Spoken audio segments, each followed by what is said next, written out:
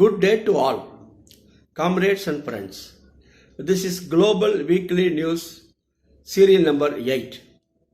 Pakistan celebrated 75 years of freedom completion on 14th August, and India celebrated 75 years fulfillment of freedom on 15th August. Comrades, first let us go to Cuba. There was a big fire accident, unprecedented in the history of Cuba. On 5th August, a major oil storage facility in Matanzas, Cuba, 65 miles east of Havana, was hit by lightning. A tank containing 25,000 cubic meters of crude oil caught fire. Since then, an enormous fire has been raging in Matanzas, that is spreading in Matanzas. The tremendous explosion and hard to control fire has led to several people, including firefighters, missing. Many others injured with severe burns, and hundreds were displaced from their homes. Cuba's president rushed to Matanzas on 6th August, interacted with the local officials, met residents of the town, and the next day interacted with the press and spoke about the heroic work done by the firefighters and the solidarity of the Cuban people. He said that Cuba will overcome this fire tragedy. 4 of the 8 tanks at the storage facility were affected by the fire. Clouds of dust now hover over the island. Scientists are monitoring the situation to see if the smoke resulting from the fire will lead to any negative health effects for the residents of the surrounding areas. There are about 4,000 people. Strange substances have been detected in the water supplies. Water in an old bathtub serving as the water source for cows is having unusual color and odor. The clouds have sulfur dioxide, nitrogen oxide and carbon monoxide. Scientists are investigating the strange substances. The fire has led to thermoelectric plant in Matanzas out of service due to a shortage of water and contamination of water. This will likely lead to severe electricity outages, that is power cuts, amid record heat waves this summer. The state has to be alert in preventing fake news spread through social media. Due to US blockade, there is a shortage of spare parts and medicines. 243 sanctions imposed on Cuba are working as a stranglehold against pursuing any activity in Cuba. Many of the foreign organizations willing to help Cuba to overcome the crisis say that the process to send aid to Cuba is lengthy, with a licensing regime in place that requires expensive lawyers. Cuba's inclusion in the state sponsors of terrorism list means that banks in both the United States and abroad are reluctant to process humanitarian donations. Firefighters in Matanzas, aided by the reinforcements from Mexico and Venezuela, have been spraying foam on the fire to prevent it from spreading further, and helicopters have been pouring water on the other oil tanks to stop them from combusting. Cuba will struggle to rebuild these tanks and to solve its energy crisis. These problems are created and exaggerated by the harmful United States imposed blockade that has been in existence for the past 6 decades, ever since Cuba got liberated in 1959. The users on the social media shared the hashtag #BeStrongMatanzas on various platforms. Within 24 hours, the hashtag was shared by nearly 100 crore users. 100 crore people have signaled their support for Cuba, a solidarity the US blockade is unable to prevent. Mexico, Venezuela, Russia, Nicaragua, Argentina, Chile, and some other countries sent aid materials to Cuba. The ambassador of USA at Havana said there is no ban on any organization of America to send aid to Cuba. Joe Biden said that United States is prepared to send technicians to Cuba. But you see, comrades, Cuba is a 100% literate country. It does not need technicians. What Cuba needs is withdrawal of US sanctions on Cuba and removing Cuba from the list of countries sponsoring terrorism. Let us join in this international struggle for justice to Cuba. Viva Cuba! Viva Cuba! The second country we are going to Colombia. Peace talks in Colombia. On 7th August, Gustavo Petro was sworn in as President of Colombia. Francia Marquez was sworn in as Vice President. The historic Pact Alliance, the Left Alliance, has ended 60 years of rightist to rule. New Colombian government has started negotiating peace talks with the National Liberation Army guerrilla groups. Cuba, Ecuador, Chile, and Norway have been chosen to mediate the negotiations between Petro's administration and the guerrilla groups. National Liberation Army, created in 1964 under the inspiration of the Cuban Revolution, is the last insurgent group with national action in Colombia after its 2016 peace accords. It has a presence in 200 municipalities with about 2,300 members. The peace dialogues had begun in Havana with the participation of other countries as guarantors of peace, including Chile, Venezuela, Norway, and Brazil itself. The negotiations were interrupted in 2018 by former President Ivan Duque.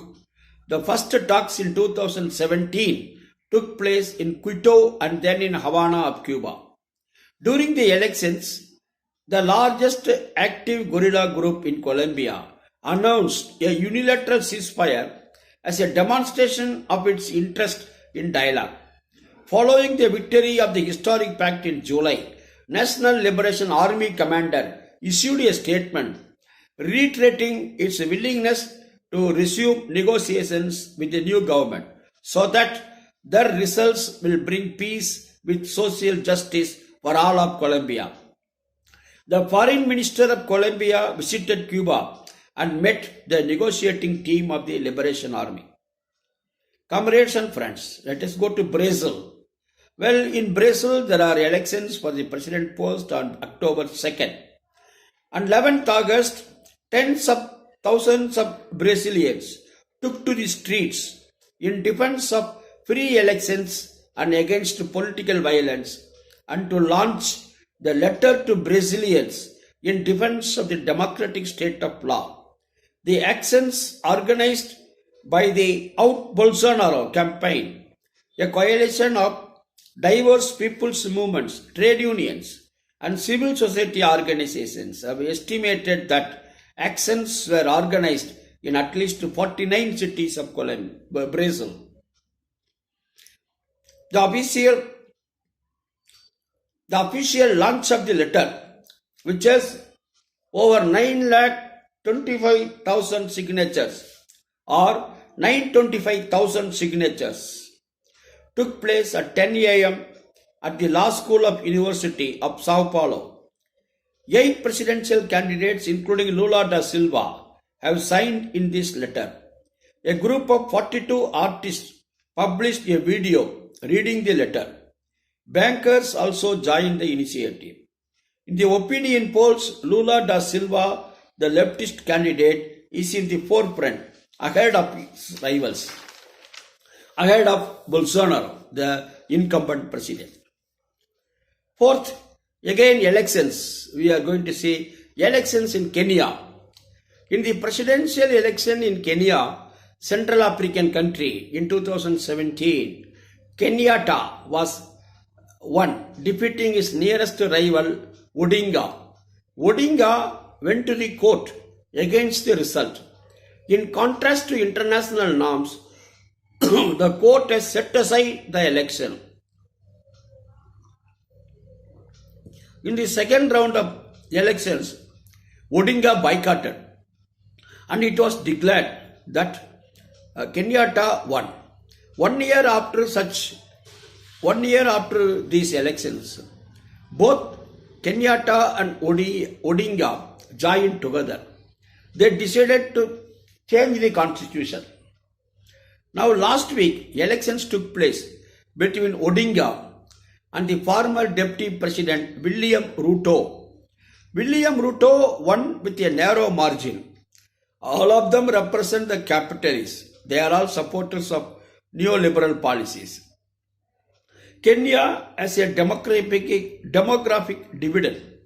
That is, it has more youth, less than 35 years of age. But still, the unemployment is very high. Kenya is in debt trap. The health workers of Kenya are struggling for basic facilities, wage revision, and protection of public sector in health sector. The fifth, let us go to Guatemala. In Guatemala, a journalist was arrested. It's a political victimization. Let us see the details. Guatemala is a Central American state. The founder and president of El Periodico, the newspaper, Jose Ruben Zamora Marroquin, was arrested for money laundering. Actually, Jose Ruben revealed several corruption cases and fraudulent businesses of the rightist government. His arrest is a political victimization. Human rights organizations, journalist associations, and social movements have condemned Zamora's arrest. The arrest is an attack on the freedom of press and freedom of expression by the far-right government. On 29th July, officials from the Special Prosecutor's Office against impunity raided Zamora's home and the offices of El Periodico.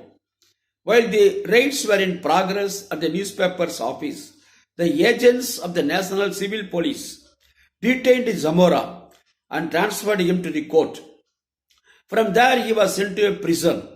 During the raid at El Periodico's facilities, its staff was held by the authorities for around 16 hours without food or medicines.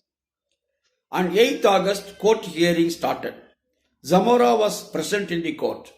In addition to Zamora, the journalist, an assistant prosecutor was also arrested for her positive participation in the crime of disclosure of confidential information related to Zamora. The investigative reports were published in El Periodico under the title The Fable of the Little Prince Who Wanted Everything.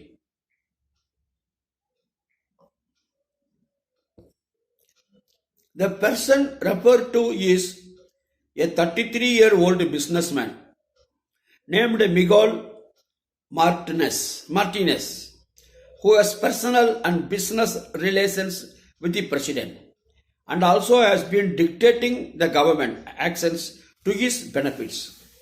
Zamora's arrest received widespread national and international condemnation. On social networks, hashtag "They will not shut us up" was spread by numerous human rights activists, political leaders, and organizations. On 4th August, over 20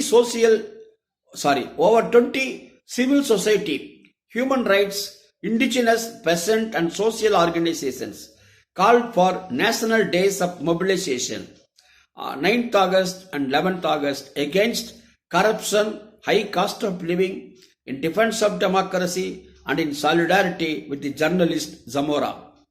The International Press Institute, International Center for Journalists, etc., along with a dozen other organizations, condemned the escalation of pressure on the media in Guatemala and called for Zamora's release. There is an unprecedented level of corruption in Guatemala. At least 5 Guatemalan journalists are currently in exile. More than a dozen former prosecutors, judges, and human rights activists have fled away from the country over complaints and arrest warrants. In June, the Inter-American Commission on Human Rights added Guatemala to its list of countries committing serious human rights violations. The sixth item, we are going to Afghanistan, where Taliban are ruling the country for the past 1 year. Economic sanctions by the United States and the dress code restrictions imposed by the Taliban regime have only increased the suffering of women and girls in Afghanistan. According to the former Deputy Speaker of the Afghan Parliament, every day there is at least 1 or 2 women who commit suicide for the lack of opportunity, for the mental health, for the pressure they receive. The fact that the girls as young as 9-year-old are being sold not only because of economic pressure but because of the fact that there is no hope for them, for their family.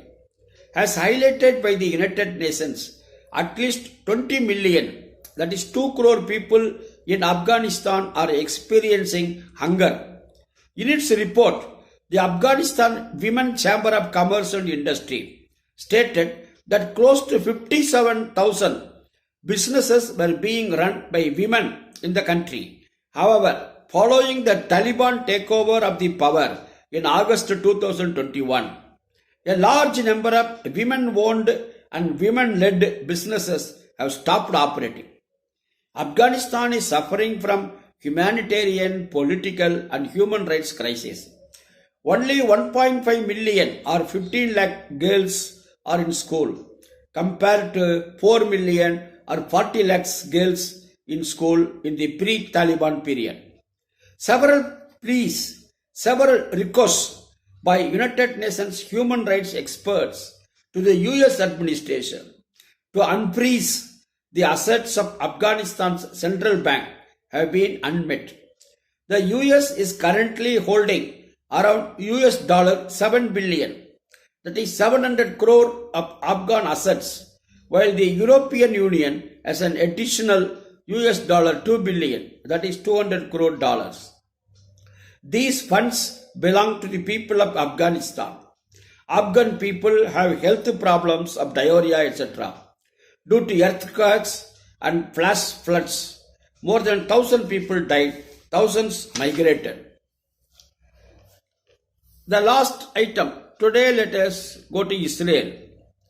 Israel's latest aggression in the densely populated occupied Palestinian territory of Gaza constitutes war crimes committed with the support of US and the Western powers, assert Palestinians.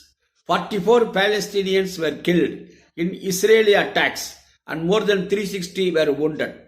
The people who died are not leaders of Islamic Jihad. 15 of the people who died were children. Last week, Israeli forces arrested Sheikh Bashan al-Saadi, a senior leader of Islamic Jihad, from Jenin in the occupied West Bank. Francesco Albanese, UN Special Rapporteur on the human rights situation in the Palestinian territories occupied since 1967, asserted that there is no justification for Israeli aggression inside occupied Palestinian territories, as international law only permits the use of force in self-defense. She termed the Israeli aggression illegal, immoral and irresponsible. Thank you, comrades and friends. Let us meet next week. Thank you. First, you will please share, and please, if you have any comment, please comment. Please share. Thank you.